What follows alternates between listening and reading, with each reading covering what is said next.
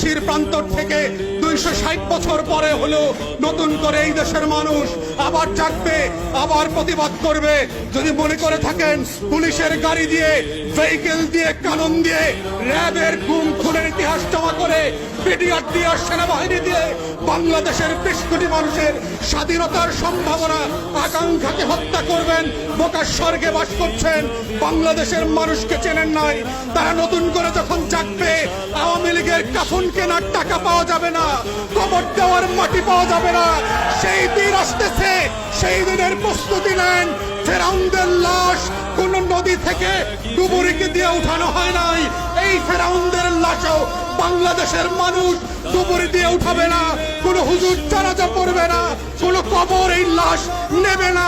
সেই দিনের অপেক্ষায় বাংলাদেশের 20 কোটি মানুষ। আমরা বারবার বলছি, আইয়ুব খানের রাজতন্ত্র আমরা মানি নাই, ইয়াহিয়া খানের রাজতন্ত্র আমরা মানি নাই, শেখ পরিবারের রাজতন্ত্র মানি না, মানছি না এবং মানব না। ছেলে মেয়েরা যখন কোটার বিরুদ্ধে পাবলিক বিশ্ববিদ্যালয়গুলোতে আন্দোলন করছে, তখন আজকে মাত্র আমরা দেখলাম বরিশালে, কুমিল্লাতে, চট্টগ্রামে, ইভেন শাহবাগে আজকে পুলিশের সাজোয়া গান দিয়ে আমার দেশের তরুণ তরুণী শিক্ষার্থীদের উপরে গুলিবর্ষণ করা হচ্ছে, লাঠিচার্জ করা হচ্ছে।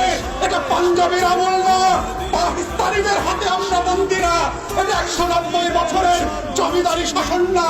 যদি কেউ মনে করে থাকে বাংলাদেশে এখনো জমিদারের শাসন চলছে, ব্রিটিশ বেনিয়ারা বাংলাদেশ দখল করে রেখেছে, আমরা প্রত্যাখ্যান করছি এবং বলে রাখছি, বাংলাদেশে গণতন্ত্রের যে লড়াই হয়েছে, সেই রক্ত দিয়ে মুক্তিযোদ্ধারা বাংলাদেশ স্বাধীন করেছে, সেই বাংলাদেশ আমরা ফেরত আনবো।